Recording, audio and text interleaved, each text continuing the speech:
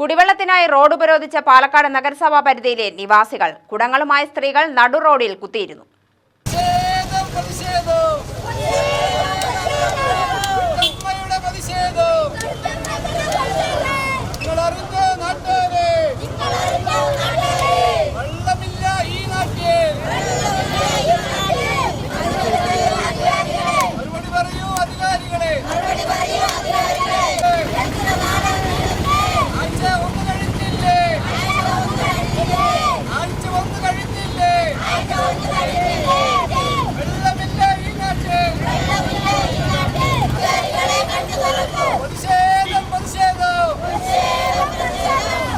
പാലക്കാട് നഗരസഭ 36-ാം വാർഡിലെ മണലാഞ്ചേരി, തിരുനെല്ലായി, ഉതുങ്ങോട് മേഖലകളിലാണ് കുടിവെള്ളക്ഷാമമുള്ളത്. 10 ദിവസത്തോളമായി പ്രദേശവാസികൾക്ക് കുടിവെള്ളം ലഭിക്കുന്നില്ലെന്നാണ് പരാതി. എന്നാൽ ആയിരക്കണക്കിന് രൂപ ബില്ല് വരുന്നതായും പ്രതിഷേധക്കാർ ആരോപിച്ചു. ദിവസം ഓരോ തണീര് പോലെ വരും, 1 മിനിറ്റോളം നിൽക്കും ചെയ്യും. രാവിലെ 7 മണിയാകുമ്പോൾ നിൽക്കും ചെയ്യും. വെള്ളമില്ല, കുറേ ദിവസമായി. കുളം കുത്തിയോണ്ട് കുളത്തിലെ വെള്ളം കൂടി തിരുമ്മി കുളിക്കണം.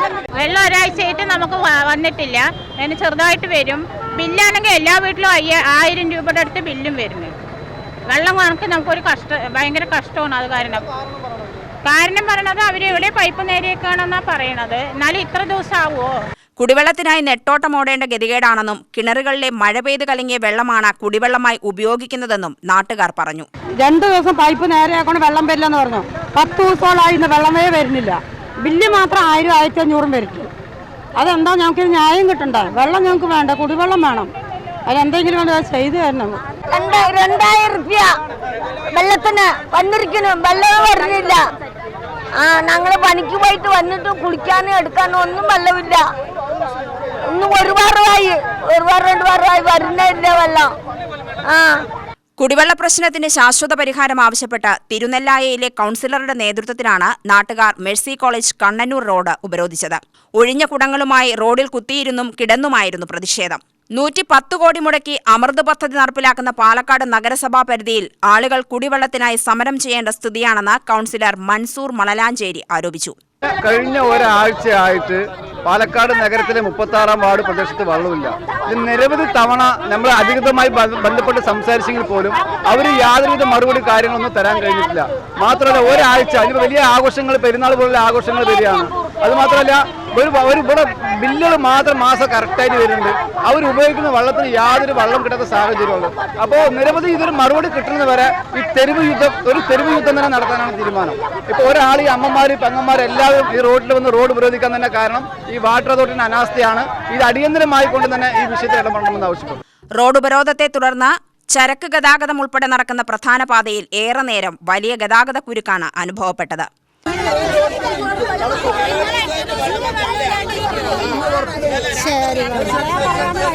കഴിഞ്ഞ ഒരാഴ്ചയായിട്ട് മലമ്പുഴ ജലശുദ്ധീകരണ ശാലയിൽ പ്രശ്നങ്ങളുണ്ടായിരുന്നു. ഈ കറണ്ട് ഇടയ്ക്ക് വരവ് പോക്കായിരുന്നുണ്ടെങ്കിൽ അല്ല, ഈ റോഡിന് ഇപ്പുറത്തെ വെള്ളമുണ്ട്, ഈ റോഡിന് ഇപ്പുറത്തെ വെള്ളത്തിനകത്ത് അതെന്താ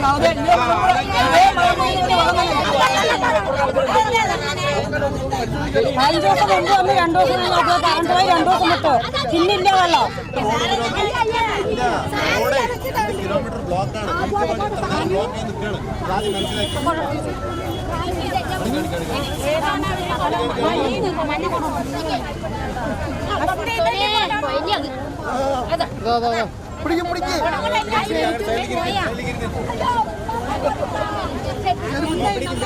കറണ്ട് വന്നു പോകുന്നുണ്ടെങ്കിൽ പമ്പിങ് സ്റ്റഡി ആയിരുന്നില്ല. അതിൻ്റെ ഒരു പ്രശ്നമാണ്.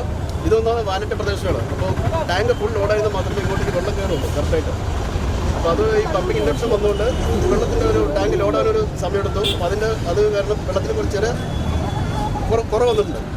അപ്പോൾ ഇന്ന് വൈകുന്നേരം ഇപ്പോഴും കറണ്ട് പോയിരിക്കുകയാണ് മലമ്പുഴയിൽ. വൈകുന്നേരം ശേഷം മാത്രമേ കറണ്ട് വരുള്ളൂ. കേസൊക്കെ അറിയിച്ചിട്ടുണ്ട്. അപ്പോൾ അതിനുശേഷം നമ്മൾ വന്ന ഉടനെ ടാങ്കറിലേക്ക് വെള്ളം ലോഡ് ചെയ്തിട്ട് വൈകുന്നേരത്തിലൂടെ വെള്ളം പുനഃസ്ഥാപിക്കാനുള്ള ശ്രമം നടത്തിക്കൊണ്ടിരിക്കുകയാണ്. തിരുനെല്ലായി മെഴ്സി കോളേജ് റോഡ് അമൃത് പദ്ധതിയുമായി ബന്ധപ്പെട്ട് പൊളിച്ച റോഡാണ്. ആ പൈപ്പ് ഇട്ട് അതിന് പുതിയ റോഡ് വന്ന് ആ പൈപ്പിന് പേരിൽ ഈ റോഡിൻ്റെ അവസ്ഥ ഏതാണ്ട് പൊട്ടിപ്പൊളിഞ്ഞ അവസ്ഥയായിരുന്നു. ഇത്രത്തോളം ജനങ്ങൾ ദുരിതം അനുഭവിക്കുന്നു. ഇപ്പോൾ ഈ സമരത്തിന് ഇത് അവസാനിപ്പിച്ചത് വളരെ വിജയകരമായി അവസാനിപ്പിക്കാൻ തന്നെ കാരണം എയിൻ്റെ ഒരു ഉറപ്പാണ്. ഇന്ന് പറഞ്ഞിട്ടുണ്ടെങ്കിൽ ഇന്ന് വൈകുന്നേരത്തോട് കൂടിയിട്ട് ഭാഗികമായി വെള്ളം വിടുമെന്നും ബാക്കി 2 ദിവസം കൊണ്ട്